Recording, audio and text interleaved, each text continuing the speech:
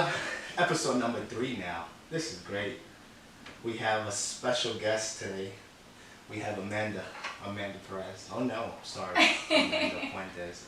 I was thinking about a joke at the very beginning to just break the ice, and I thought about saying Amanda Perez. Wow, so But clever. we do have Mrs. Puentes here today. It's good to have you here.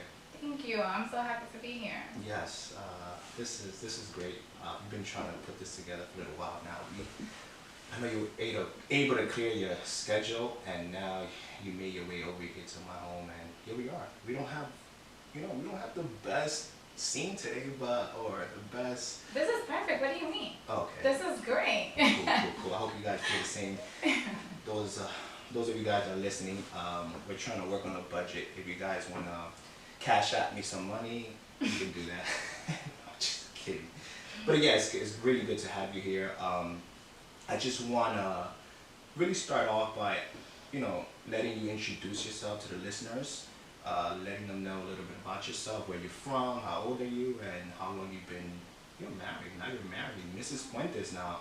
Officially Mrs. Puentes for about a year, about to be a year now. Mm-hmm. So you can go ahead and start. Well, first and foremost, thank you so much for the invite and for bringing me to your beautiful home. And getting to see your very handsome son. So it's always a good time just to be in the same place with you. Yeah. The last time we saw each other was, unfortunately, for a funeral.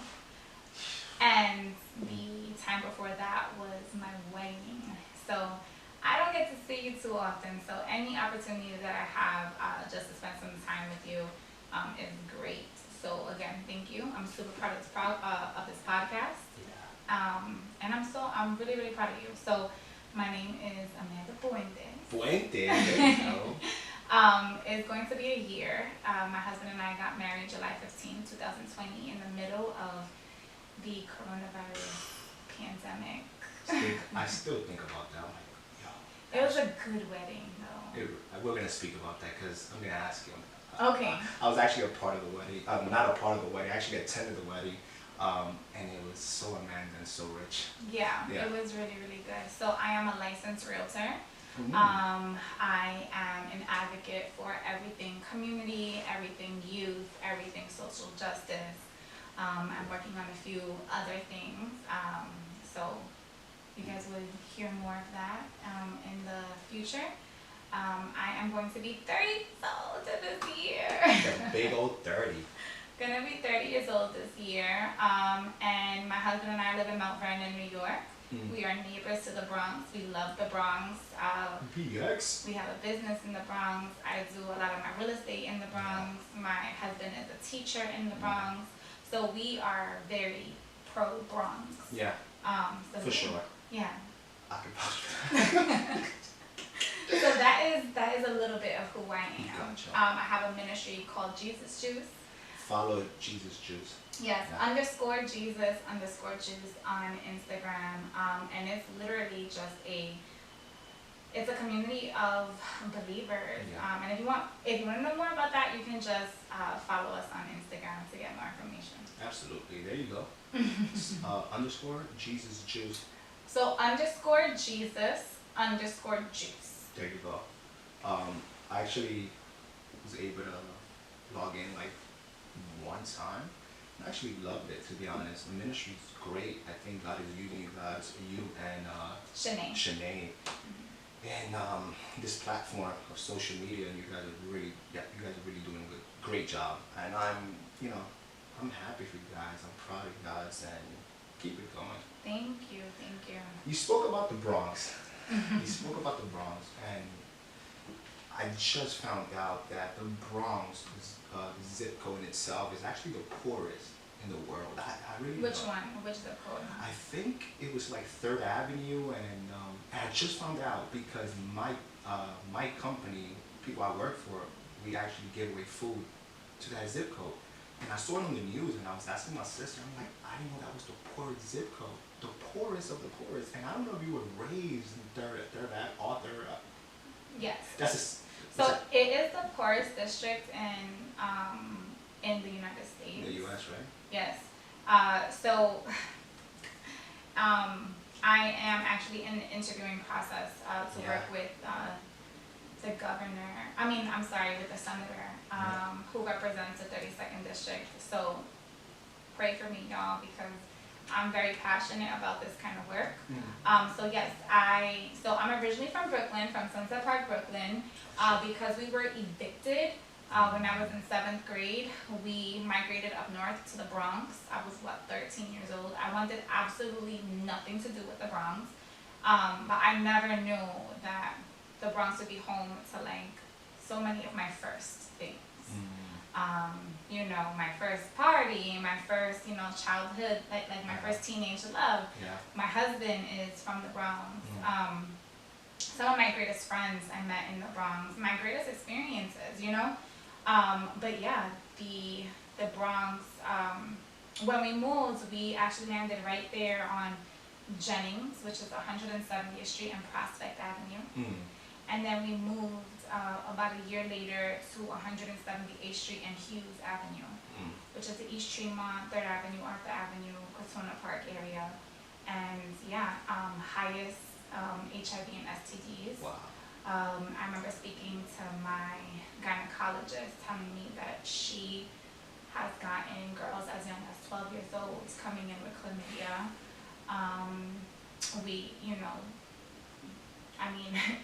Gun violence, the methadone clinics. Yeah. This is what is around there. Yeah. And because of real estate redlining, which is when intentionally they put a certain demographic or a certain kind of people in a certain area, that is what happens. Yeah. And so many years later, you have the youth killing each other. You have substance abusers that are neighbors. And then you try to implement gentrification in this area, and you actually do worse for the neighborhood than you do good for the neighborhood. Absolutely, I agree. And I know there's listeners from all around. I am excited. I was just looking at the stats, and there's people. I have friends in Australia. I was studying in Australia for a year. There's friends from the UK. There's a few friends from Norway. A few friends from Japan. And I know some of the listeners like, where's the Bronx at? I think the way I can put it is by saying, just think about the worst part of the country. For Australia, because I was living there, I think it was Redfern. Redfern was a really bad area, like the projects there really bad. So you guys listening right now or watching on YouTube, hopefully we can get this on YouTube. It's been 3 episodes, we're about to get this on YouTube. Yeah, that's the Bronx, and it sucks. You hear stats like that, you're like, wow, what do we do? And I just found that out. I'm like, wow, in the U.S. Yeah. Actually, in the U.S., I'm not too far from that zip code. I was born and raised in Washington Heights, which is another not so good neighborhood. Right. But the reason why I was asking you that is because coming from that neighborhood where you basically didn't see anything successful coming out of that, and not saying nothing about the Bronx, obviously there's many successful people coming out of it. Right. But from your childhood and what you've gone through, you don't see, especially because we're talking about marriage, you didn't see that growing up. And you now going on your first year of marriage, tell me about that growing up. Like, how do you keep your hope in one day getting married to the man of your life, the man that you're gonna spend the rest of your life with? How you go from the Bronx where there's no hope to go and saying to yourself, well, I want to get married one day, because sometimes we lose hope. I mean, I'm a victim of that. Where I'm like, yo, I can't. There's no hope anymore. I come from this. This is my beliefs, and this is how I'm gonna think for the rest of my life. So tell us a little bit about that. How were you able to switch your mindset and say, or even if you're still going through that, tell us a little bit about that. Sure. So even before I answer that, I would say, these neighborhoods, it's not that they're bad neighborhoods. Correct. What happens is that we have, the Bronx is a food desert, so we don't have a Trader Joe's, we don't have a Whole Foods, we barely have any organic or fresh produce, right? And so we live in the middle of a food desert where it's Burger King, McDonald's, Popeyes, things like that everywhere. Yeah. We have the Hunts Point Industrial Market, where the Bronx is the highest rate of people born with asthma. And so our air quality in the Bronx is worse than all the other boroughs. And we just have a lack of resources. And when people lack things, they turn into survivors. Absolutely. And when you don't have anything, you get it by any means. Even if that means robbing, robbing and stealing, killing somebody, just doing whatever it is that you gotta do. So it's a lack of resources that really have turned people, and really it's just like, it's like systemic injustice. Yep. Going back to the whole real estate redlining stuff, you just, there's a lack of hope. Yeah. So there's a lack of resources and there's a lack of hope. So your question is, coming from where I come from, how did I have the hope or the faith to be able to get married one day? Going through the obstacles that you was able to, you came out of. Tell us about that. How are you now, your first year of marriage and believing that up until this point? So that's a good question. Not even to go too deep into the story, right? Yeah. Because we'll be here all day. Yeah. But, and because you've known me for a really, really long time. Yeah. So you've seen firsthand a lot of the family dynamic and things. But, I come from a household where my father has been incarcerated since I was 5 years old. My mother struggling with substance abuse, also struggling with being with, she ended up getting married. My mother was married. Oh, wow. Yeah, she was married. And even prior to that, she was with somebody for a long time, but the relationship didn't work. I've seen domestic violence. I've seen abuse in so many different ways, even personal, physical abuse, suicide. I've seen codependency. For a long time, my mom, the one thing that my mom always would tell me, Mandy, see, look at everything that I've done and what it has given me, and don't become like me. So that was my mom's biggest thing, just don't be like me. And so I grew up my entire life don't be like my mom, don't be like my mom, don't be like my mom. But I'm so much like my mother. It is so crazy. I have so much of her instilled in me. It's just crazy. But I think that the biggest thing is my grandmother, my abuelita Mariana, which is my father's mom, she brought me to church. And so up until she passed away, which was when I was in 5th grade, I lived with her. So I, being outside of the dysfunction and the abuse and all of that, I had a little getaway. I had my aunts that were married, some of them successful marriages that are still married, some of them that are not. I would say that my biggest thing would be, though, I had access to be able to see what marriage looks like. I had access to see what something healthy and what something unhealthy looks like. But then I also had access to my faith. And the biggest thing of my faith and my own personal journey with Christ is he got me through so many different things. I saw the light. I had access to see that I can do more. So I have an organization called Ladies in the Lead that due to the pandemic, we have been on pause for almost 1.5 years now. Very, very sad. A year. And my quote, my slogan has always been, I am a beautiful product of my environment. And what I try to instill in my girls, because I work with high school girls, ages 12 to 17, 12 to 18, 12 to 19, depending when you get out of high school, because you could be 20 years old in high school, but that's a whole other story, right? You can be so, you can have, you should have so much pride in where you come from. Even if some people call it the gutter, some people call it the ghetto, some people call it nasty. Have pride in where you come from, because everything that you've learned, the survival skills, the street cred, all of those things, you take it and you take the good of it, and then you don't take the bad of it, right? But you implement it, and it builds you up, it makes you bold, it makes you brave, it makes you smart. And so I was able to take all of these things and say, okay, this is who I want to be as a woman, This is who I'm not going to become as a woman. And just because I come from this hood, or just because I come from this lineage, I come from, you know, this long line of generational dysfunctionality and unhealthiness and certain behaviors, that's not going to be me. So my biggest thing was my faith. Being able to know that I'm not a statistic. Although everybody would want to name me a statistic, I should have done this, I could have been this, I could have done, but no, I knew that there was something greater for me. And so I had to have faith to keep pushing. And for me to be able to say, no, I'm gonna be with a man who, one, loves me, two, respects me, is a God-fearing man. I don't believe that all men cheat. I don't believe I don't believe that all Dominican men are dogs, because my husband is Dominican, you know.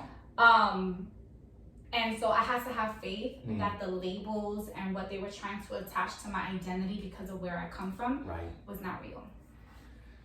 Wow, that's really good. Because I think to myself, I was just talking right before we started recording about, you know, growing up, and especially in Washington Heights, and seeing the things that I've seen, hear the things that I've heard, and there's an internal battle when it comes to, I'm talking for myself, I don't speak for other men. In some parts I do.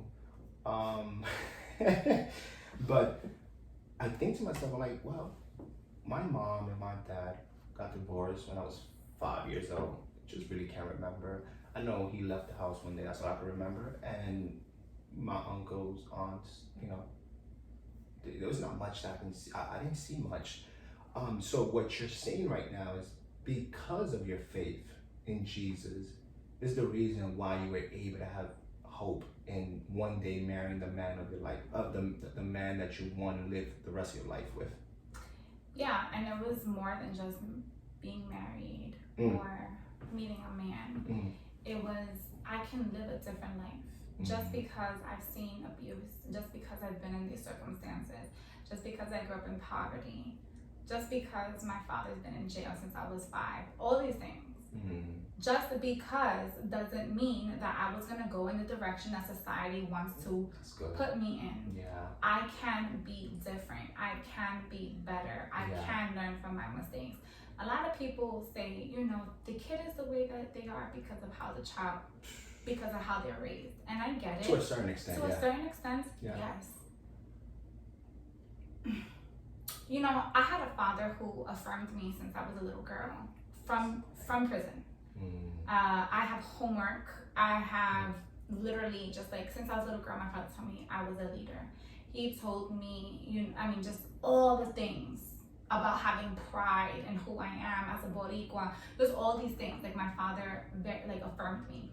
And I think that boldness also comes from the affirmation of my father, who was absent. That's so good. He was very present, but he was also absent. And he was absent because he was away, but he was present in my life. You know, in my house, I have a frame that says 100 times I had to write. I was probably in 2nd grade or 3rd grade. I lied about a test, and I had to write 100 times. I must not disrespect myself by lying. So there were certain things that my father instilled in me, right? But he was away. He wasn't in my home. I couldn't hug him. I couldn't talk to him. I had to wait, on a Saturday for him to call me for 30 minutes.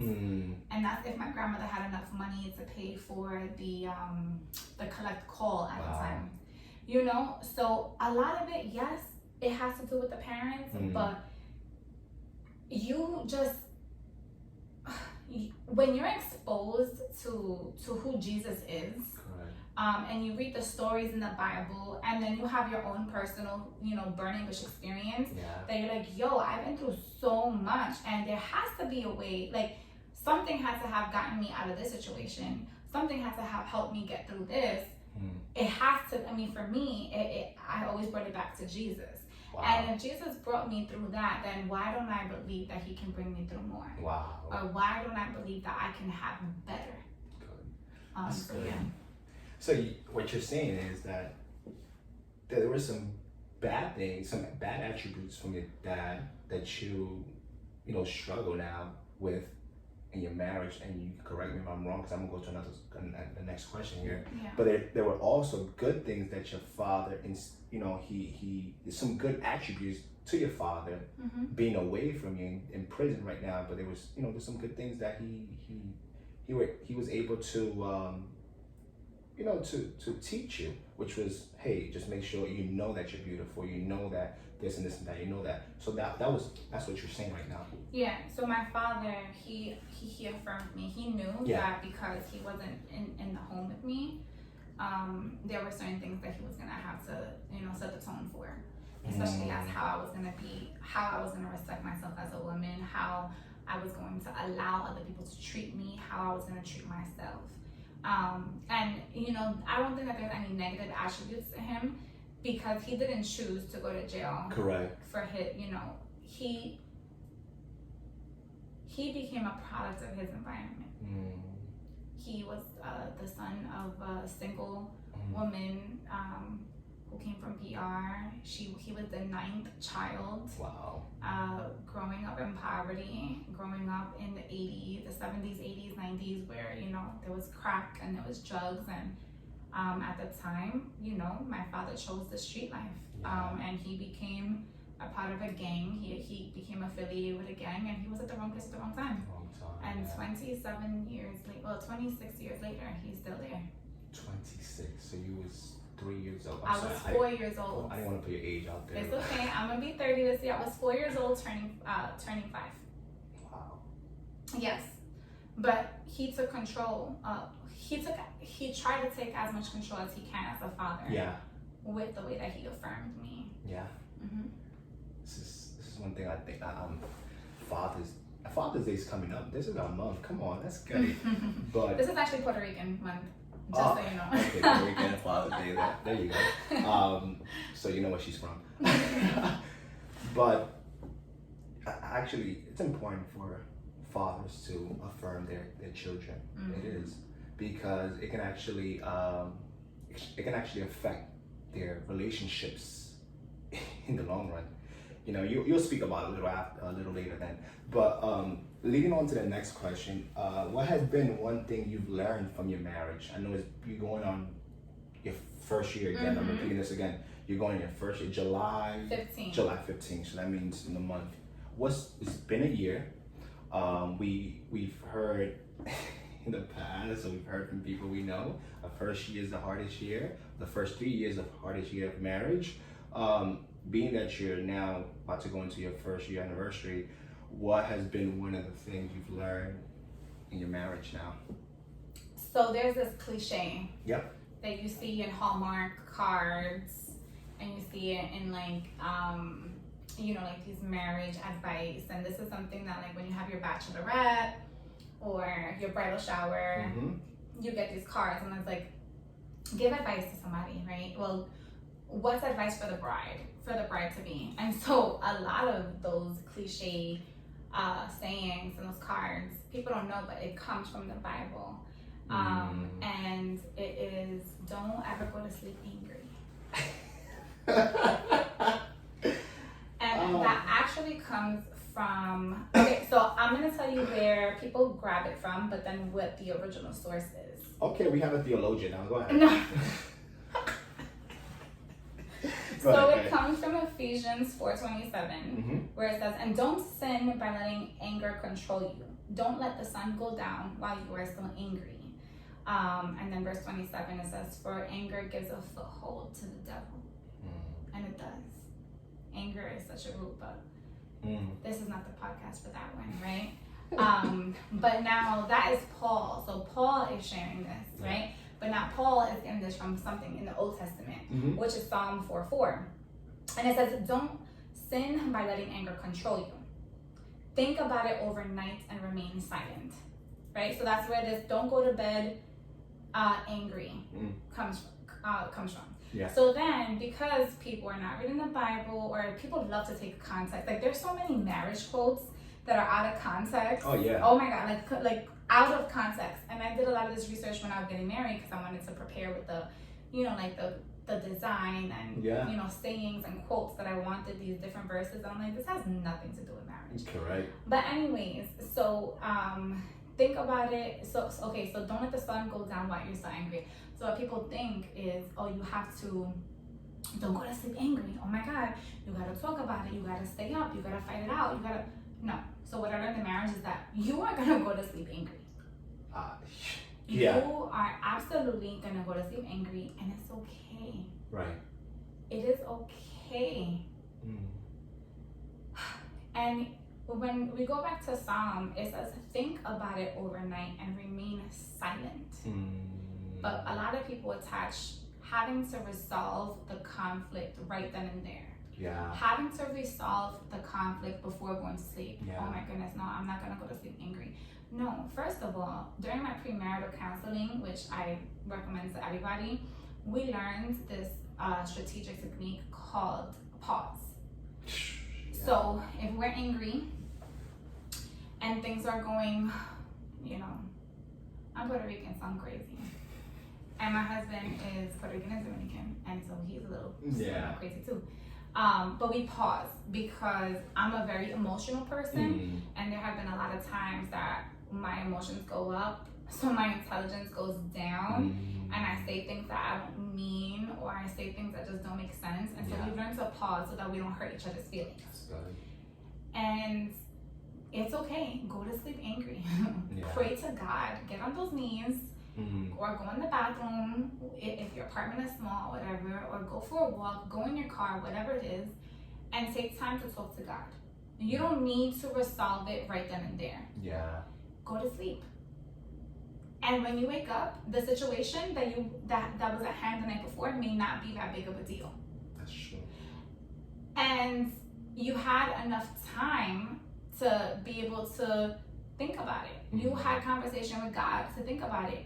And there's so much wisdom in pausing and waiting. And I tell you this from experience. Yeah. Because I am the type that I always want to talk. No, I gotta work it out. I get anxiety. Oh my God, he left the house. He's angry at me. I can't go to sleep. No. I've learned that you are going to go to sleep angry plenty of times. And it's okay.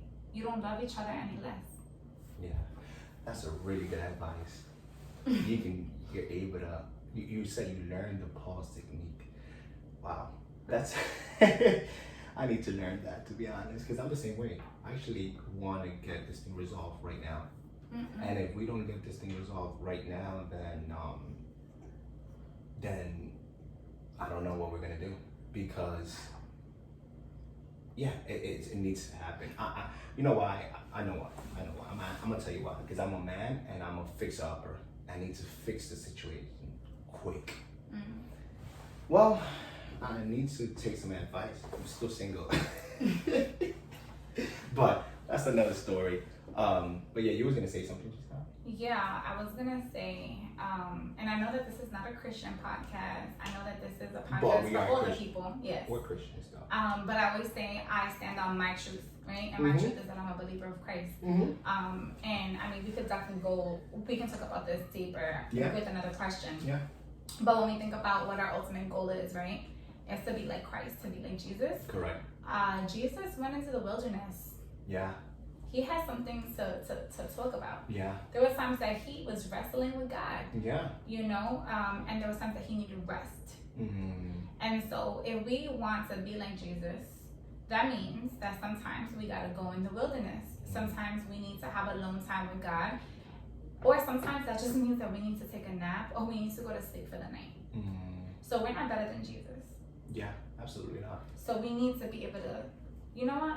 I'm pissed at you, but I'm gonna go to sleep. Yeah. But you better come to sleep next to me whenever you're tired. Yeah. So that's...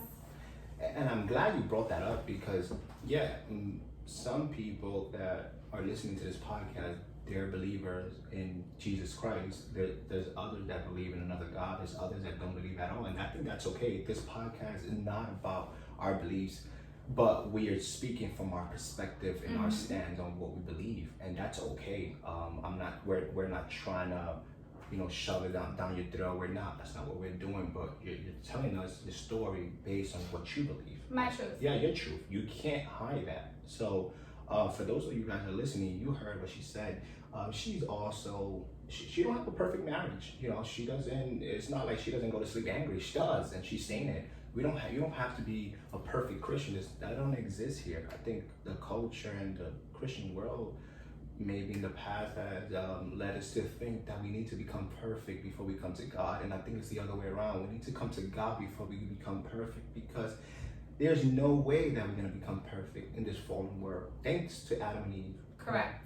Thanks to Adam and Eve, there is a new Adam now, which is Jesus. This is what we believe. Correct.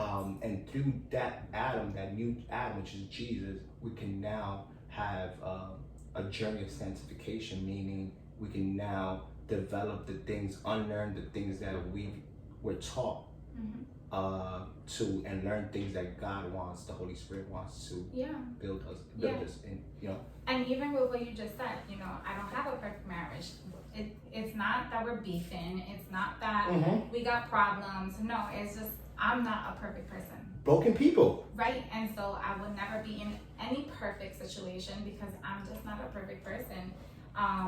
But in the imperfection, you are drawn closer to Christ. Absolutely. And there is so much beauty in it. So good. I like that. So I'm gonna ask you another question. What's one thing you wish you would have worked on before getting married? You know, and I know that's that's not a loaded question. It's a deep question. But I know you spoke about your past. You spoke about your father being in prison for 20 plus years.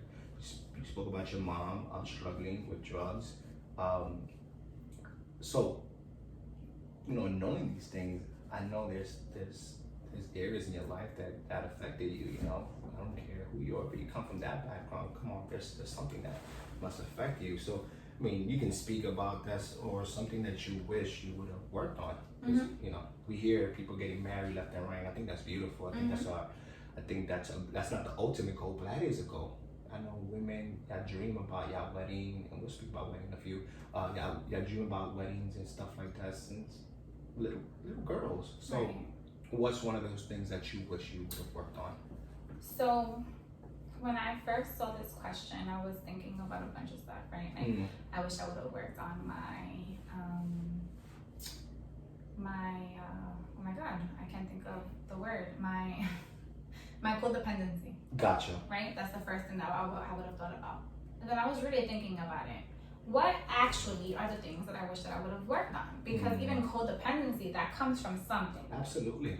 And then a lot of people would see this question, and I think about the people that are preparing themselves for marriage, or people who have been in long-term relationships, you know, for a while, and they're not yet engaged or they're not yet married. And a lot of what they say is like, I have to work on my finances. I need to work on my debt. I need to work on my credit. I need to work on, you know, I gotta set myself up for the future. I have to get a better job. All these things. None of those things. None of those things. I mean, they are very important. Absolutely. But if you don't work on the internal stuff, the good credit, the good job, the finances, all that stuff. It's external. Those things are minuscule. Compared to the internal work. So the truth is, if I could have worked on anything before marriage, it would have been my relationship with my parents. Wow. So I know you paused there. I don't know if you was gonna keep going, but I want you to elaborate on that, go deeper in that, on that, and we want to hear that. Your parents. What about your parents, though? What do you want to work on? I know your story, but people are listening in. A lot of them don't know your story, so I want you to elaborate just a little bit on that. Let's go back to scripture. Ephesians chapter 6, verses 1 to 3. Children, obey your parents because you belong to the Lord. For this is the right thing to do. Honor your father and mother. This is the first commandment with a promise. If you honor your father and mother, things will go well for you, and you will have a long life on the earth. So if I want to joke, right, I'll say I want all the things to go well for me. I want the job, you know, the career, the marriage of my dreams. I want the house. I want the perfect children. I want all these things. So I want all these things to go well for me, right? So that's like the joke of it. But no, the truth is, that's half correct. I want things to go well for me. I want a long life on earth. I want to be able to see my grandkids one day, maybe my great grandkids. And so this commandment, it's that promise is attached to it, right? But I don't just do it because I want the promise that's attached to the commandment, but because this is how I can honor God. Wow. It's the first thing. It is the very first thing that God asks of us.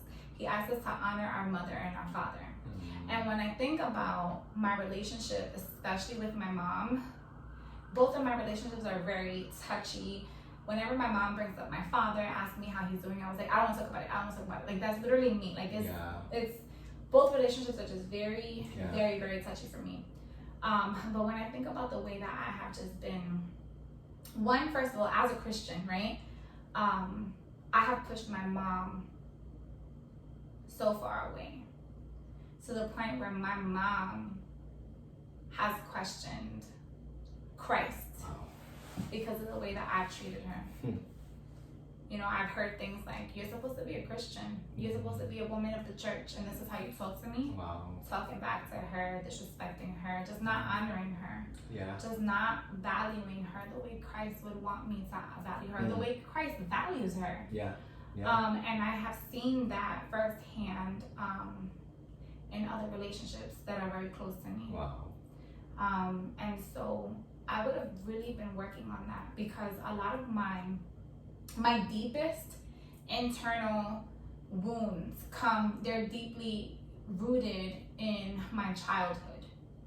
And what I've learned about marriage is that there's no marriage problems. Yeah. There's no such thing as a marriage problem. Yeah. Marriage can be easy peasy. Mm-hmm. So the problems are not the marriage. The problems are the two individual people in the marriage. Broken people, yeah. So I'm not ever gonna, like, I'm talking about myself here. Absolutely. Yeah. And so for me, the problems that I have brought in or problems that have come up have to do with me. Absolutely. So it's a me thing. Yeah. And it starts off with the things that I've experienced as a little girl. The anger, the resentment, the abandonment, the rejection, just all of those things. And so now I grow up and I operate within certain things, not just in my marriage, but even in my other relationships, in my friendships, in my work relationships, in ministry, and just a bunch of stuff. So this is not just about the success of my marriage, but this is about the success of all of the relationships that Christ has blessed me with. Wow. If I want to see fruit, good fruit, if I want to bear good fruit, I have to, from my roots, I need to be good. I cannot be rotten. That's good. And so for a long time, I think I'm this positive person. I'm helping, I'm volunteering, I'm doing this, I'm doing that. But deep inside, I was hurting and I was rotten. Yeah. Just a negative person. Yeah. Because I'm still angry at what my mom did, and I'm still angry about what my dad did. And so it's not that the positivity that was coming out was fake. It wasn't fake. Yeah. It was real. Yeah. But after I'm poured out, you're empty. I'm empty, and what is dwelling inside of me is the hurt and the negativity and the trauma. And now your husband needs to deal with that now, because now you come into the household. He's the one spending most of the time with you. And I feel so bad for him. But my husband is fine. But my husband, I've gotten to see what love is like with my husband. People think that love is flowers and restaurants and dates and all these things. And those things are beautiful. Yeah, absolutely.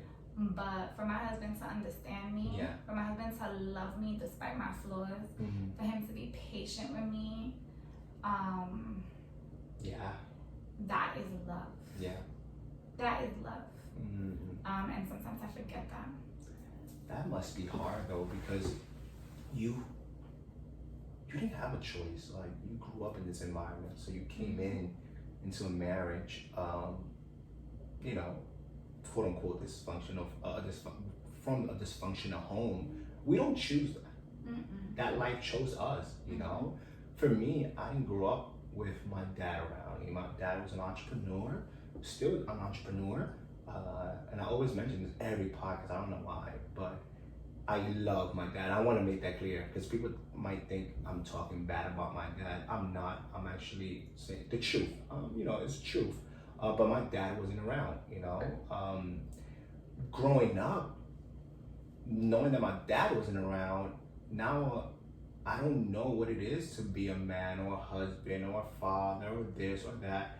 To now trying to marry somebody, well, how do I do that?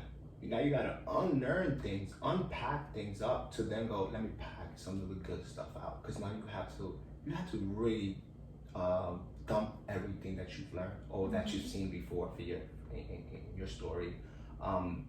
And for your husband, that was unconditional love, like in the midst of your brokenness, in the midst of your struggle with abandonment and all that stuff. His job is to still love you, which is awesome. That's a commandment from God. And it's difficult. It's really, really difficult. Marriage is difficult. And I was actually asking this question, like, I know there must be some single people listening to this right now, and they're asking themselves, well, not right now because I'm recording, but at that point that they go listen to it. We get it. They're gonna listen to this and they're asking themselves, well, I come from a dysfunctional home. I never see my dad or my mom, or I never see my dad kiss my mom. I never see my dad do this for my mom. Or I never see my mom do this for my dad. How am I supposed to believe that I can do that? Because I was, if I'm honest, I'm telling you, I'm just gonna be so raw. I struggle with that. Mm-hmm. I struggle with the belief of, believing that I can do it when it comes to commitment. And there's some areas in my life that I know my dad could have helped me out a little bit more, and I believe I do a pretty good job at. But with marriage, it's tricky for me because I'm thinking to myself, I've never had a successful I've never seen a successful marriage. I've never been able to be mentored by successful people in marriage, So how do I stay and believe that I can do that? So what would be your advice for somebody who's struggling with that? So this advice is gonna come from a Christian perspective. Again, I'm so sorry, okay, y'all, for those who don't believe that Jesus Christ is your Lord and Savior. He's mine. But if you're not a believer, you don't believe in any God, or you believe in a different God, I would say, what are the attributes of the God that you believe in? Yeah. What are the characteristics of the God that you believe in? And for those that are unbelievers, those who don't believe in anything, I would say, if you know or you've heard about this character named Jesus, then check out what his characteristics are. And so I'm going to share with you what his characteristics are. Yeah. We hear the door now. That's so cool. But go ahead. It's okay. So what are the characteristics of Jesus? And I actually wrote this down. So Jesus was forgiving. Jesus was motivated by compassion. Jesus values us so much that he took up his cross for us. Mm-hmm. And Jesus always spoke the truth, but he led it with love. Mm-hmm. And so, although I have not had a perfect model of what a marriage is, I didn't see it up close and personal, none of those things. I actually am able to take the characteristics. It's funny. This is so, I love this because, nobody knocks nobody comes here. Really, I live so far away from people, and we start recording and people decide to just knock on my doorbell, and it's funny. It's okay. Go ahead, I'm listening. So I'm sorry about that, listeners, but you gotta bear with the budget we have now. We're actually recording from my home, so that's how you gotta do it. No, but this is great. This is great. Yeah. This is what life is like. It is. There's interruption. And you gotta learn how to adjust. Correct. And that's what happens in marriage, though. To be honest, there's sometimes that you gotta learn how to adjust this, and I'm still. And the enemy is gonna try to distract you, but you have to be able to go back. So, what was I saying? The characteristics of Jesus Christ. Yeah. He's forgiving. He was motivated by compassion. He values us so much that he took up his cross for us, and he always spoke the truth, but he led it with love. And so, for me to be a good anything. A good sister, a good daughter, a good wife, a good boss, a good employee, a good neighbor. Who do I have to become? What are the characteristics that I need to follow? It's those. Wow. So if I show up like that in my relationship, if I show up like that in my relationship, any relationship, this is not just about marriage, y'all. But if I show up and I operate out of those characteristics in any relationship, it's going to be successful. Wow. Regardless of how the other person is. Yeah. Even if the other person is not operating like that. Even if your boss is mean to you. Or your friend, is acting up. Or your sister or your parents or your children. Yeah. If you operate out of the characteristics of Jesus, things will be easier. Things will, and it's not about easy, but what does he say? He says, the yoke is heavy, the yoke is light, but the burden is heavy, right? Yeah. And Matthew, somewhere in Matthew 11, I believe, says, bring your burdens to me. Right. My yoke is easy. And if you give the troubles and the stress and all of these things to Christ, you let him carry it. But now you continue to operate the way he operated, in the same characteristics as him. I don't think you realize what you said, because it's powerful. And this wasn't planned, but I gotta ask you. You said what you're trying to say is that you might not, you don't have to believe in Jesus in order, but if you are able to just grab Jesus's attributes, you're able to have a successful marriage. Anything. It doesn't have to be a marriage. Gotcha. You can have a successful working relationship. You can have a successful personal relationship with your mom, with your children, with your siblings. It's not just about marriage. But if you take the attributes of the character, for some people it's the character of Jesus. Because even if you're, what's that called when you're not a believer? Atheist. Even if you're atheist, you know who Jesus is. Yeah. Right? Yeah. So, even as an atheist, if you just take the characteristics of this character, this fictional, God forgive me, this fictional character, right, who is my Lord and Savior, you will have successful relationships. Wow, that's deep. The attributes, Jesus' attributes must go deep in order for you to say, I don't believe in him, but I can still grab what he believes and able to have a successful, even though that's just a whole nother conversation. But it's not easy. It's not easy, because there will be a point that you're going to be like, wow, I might as well believe in this man, this man, this God, whatever the case may be. Again, we're not pushing, this is not about Christianity, this is about marriage. And really fast, there are going to be times, even if you are a believer for a very long time, there are times that you're just like, it is just so easier for me to drop my cross and to give into my flesh and say F that. Absolutely. And say, nah, I'm a wall out, right? Because been there, done that. Yeah, absolutely. Been there, done that. Absolutely. But you know what? In the long run, it doesn't do anything for you. Yeah. It might be instant gratification. It might be instant gratification. You might feel good, right? Because now your adrenaline has rushed to your head. Yeah. But in the long run, it does more damage than it does good. Wow. You see, there's a success rate. There is 100% success rate if you follow the characteristics of Jesus Christ. Yeah. Wow. And I'm learning that now. That's deep. That's deep. I'm learning that now. That's deep. It took me a long time. Wow. Took me a year. So what's one thing you wish someone would have advised you before getting married, or told you, before getting married? Y'all, I want you to take what I'm going to say and know that this is what I wish somebody told me. This is not for you, for the listener. Mm-hmm.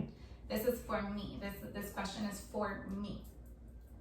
Whatever you decide with your partner, right? In terms of family planning, Yeah, is what you decide. mm. Okay? Our decision is for us. It works for us, but that doesn't mean that it's gonna work for everybody. Mm. I'm 29. My husband is gonna be 32. And we are both working professionals. And at the moment, we do not want children. Gotcha. We want children in the future. We have plans for 3 kids. Right? I don't know about that. I mean, I really want that, but you know. And so the one thing that I wish that somebody would have told me is to get on birth control sooner. So Birth control. Birth control. Gotcha. I'm gonna tell you why. Go ahead. Every woman's body is different, Mm-hmm. and the form of contraception that she uses may give different side effects. Mm. And so we were dating, and then we were engaged. Mm. And from the engagement to the marriage, it was a little over a year of our entire planning. Yeah. And we were not having sex. So I started my birth control a month before my wedding. Mm. Which is the norm. Which is the norm. Yeah. But that means that there was no room for me to know if Yep. this birth control was gonna work for me. God. And so here's what happened. I went from being this independent, single, young woman living in her own apartment. I was renting, so me and my best friend Kayla were living together. Right. So we just, we were young, single, independent ladies. So I went from that to now, from one day to another, living with somebody. Mm. We didn't do the sleepovers, we weren't cohabitating, we weren't having sex, we weren't doing any of those things. Right. So my life changed in 24 hours. Literally. I got married, honeymoon, moved in. Mm. So already for the normal person, that is a lot. Yeah. Now that's a huge adjustment. You gotta go from living by yourself to now living with somebody else. Yeah. Now you got 2 completely independent people moving in together, right? So that's already an adjustment. But on top of the physical adjustments that were potentially triggering my emotions, Mm. I was also having hormones in my body, which also triggered my emotions. So my emotions and a bunch of other things in my female body. Mm.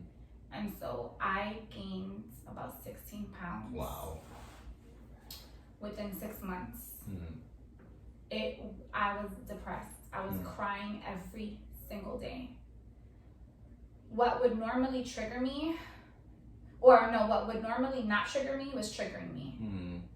And this was supposed to be the happiest time. But I was gaining weight. There were things in my reproductive system that were changing. Wow.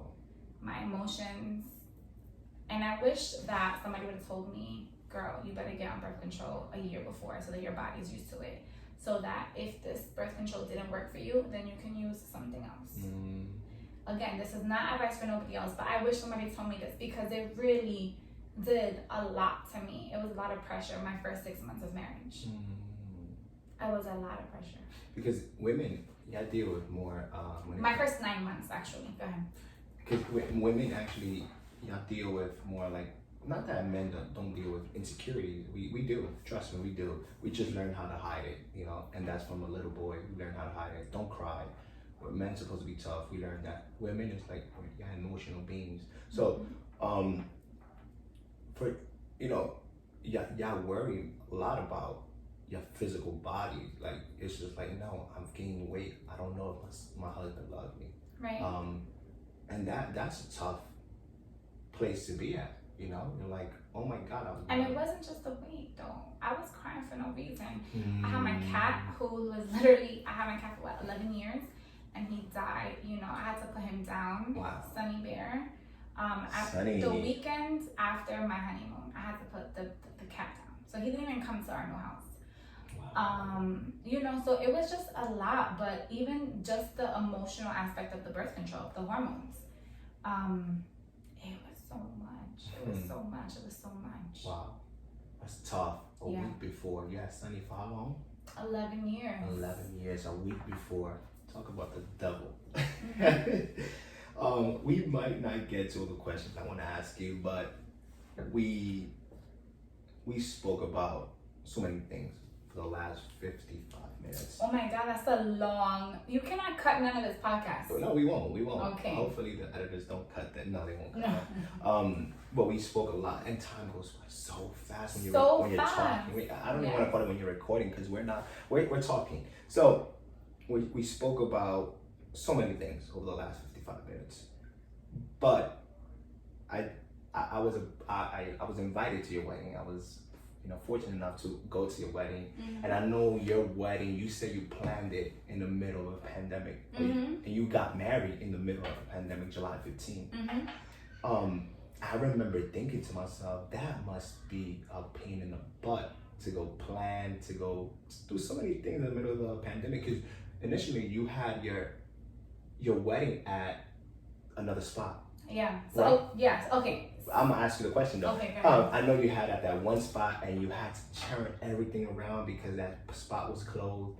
I want you to talk about that in a bit, about where you was gonna go, what happened, how you were able to change that up. But I also want to ask you, might be the last question, what's your take on the weddings? I know in a Christian, for me, I struggle with that because I don't want a huge wedding. I'm an introvert. I don't consider myself to have a lot of friends.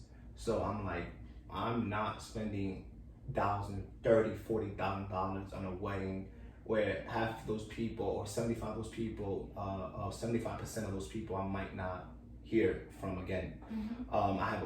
Me personally, I don't want a big wedding. I want people to be there who really care about me, who were able to pour into my marriage and all that, on my relationship before I got married. So what's your take on weddings? Where you prefer, I know you was gonna have a huge wedding, but it turned out to be 75 people. And I personally believe it was one of the most beautiful weddings. I can't say that I've been to, because I've only been to 2.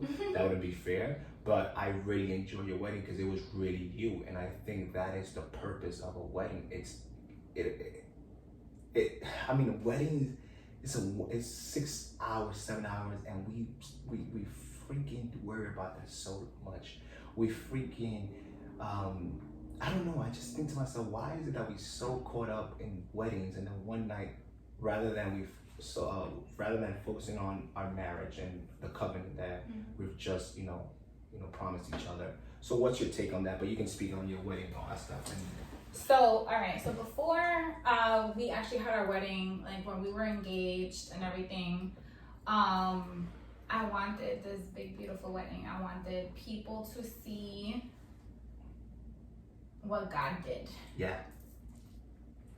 So we were engaged. So for the listeners / the viewers, I proposed to my fiance. We don't even got time to ask you about that, but so really fast. So I proposed to my fiance March 31st. So March.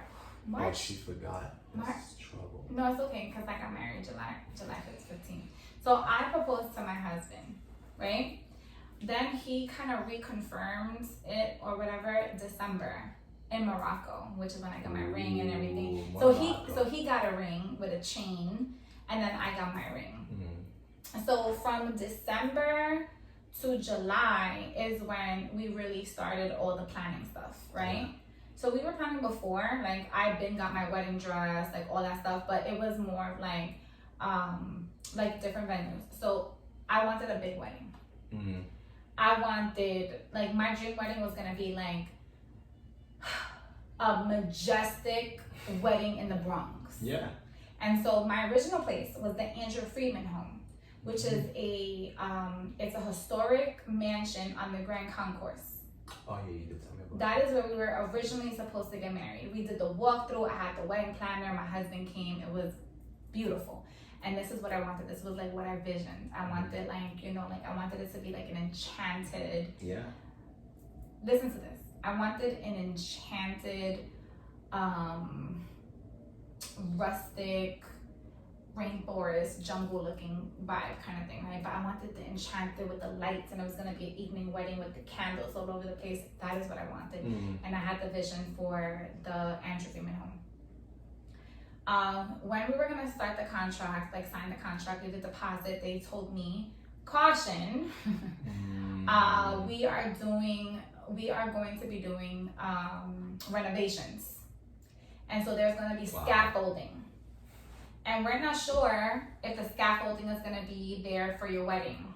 And I was like, you're bugging out. Like the outdoors, if you see the Andrew Freeman home, it's so majestic looking, that was part of it. Like the entrance was part of it. I'm not gonna have scaffolding in the location where I'm getting married. So I said, that's a dub. Where else are we gonna get married? And it was important for us to get married in the Bronx.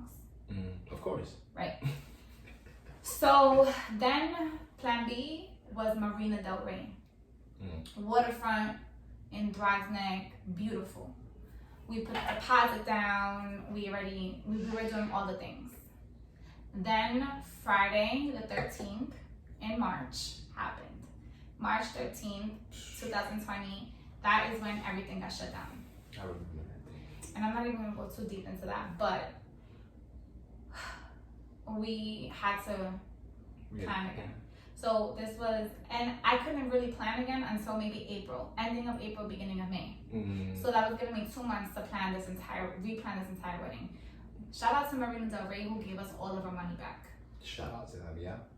We had a budget and we stuck to our budget. Fiesta didn't give us a deposit back. I'm sorry, I'm gonna have to put you out there. That's crazy. Well, Marina Del Rey did, right? And we had this, this vision of a waterfront. It was gonna be huge, 200 people, the food, all the things. That didn't happen. So then we're like, what are we gonna do? We had our budget. We're like, maybe we could get an Airbnb somewhere upstate. Yeah. But then Rich was like, how are the people gonna travel? There's all these things. Oh yeah. So then we're like, we're gonna get married in our backyard. Yeah.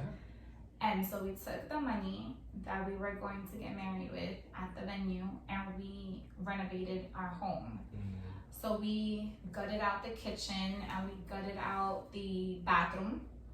We completely did the backyard brand new. We did the front brand new. And we got married in our backyard in Mount Vernon. It was supposed to be like 70, no, it was supposed to be 50 people. You told me 50, but when I got there, it was like 150. No. It was supposed to be 50 people, but there was more people than that. Absolutely. We had food, we had, just all the things. And I have people, let me tell you something. I have people that have been to a lot of weddings and have said, this is the best wedding I've ever been to. I agree. Like, I had fun. It was so much fun. We had the DJ, we had worship music, we had live worship. It was so dope. Oh my God, I wish I could go back to the day. So it was amazing. But at the end of the night, I was like, oh my God, this went by so quick. And I didn't spend $25,000. No, but you know what? I was happy with the amount that we spent because we put the money into our house, into our backyard. We have the memories and it was perfect. It didn't have to be this elegant, huge $30,000 wedding. It was exactly me and Richard. And I remember a few weeks before the wedding, my husband had put up the lights and everything that we had that was supposed to be for the night of, but we wanted to make sure that they worked. So he put up the lights. We had the lights all over the trees, the plants, everything, and I was in the middle of the backyard and I started crying. And Kayla was with me. I was like, wow, God is so good, because I said I wanted like an enchanted forest. Wow. And this is exactly what God gave me, but he gave it to me in my own home. Wow. So glory to that God gave me for goosebumps that. right there. I ain't even gonna lie, that gave me goosebumps. It's crazy. I'm so serious. I went to your wedding and I'm like, wow, this is amazing. Thank Like, you.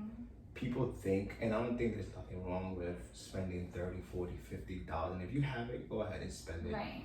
But don't go ahead and spend $50,000 on a wedding and then just be broke your first Those weren't 6 our, years, yeah. you know, of your marriage. Because now it's not gonna be no longer about the wedding. It's gonna be about the finance. You're broke ass. That your wife is gonna be pissed at you and you say, hey, Right. we can't even go out. And you know what? I was blessed to marry somebody who already owned a home. Yeah.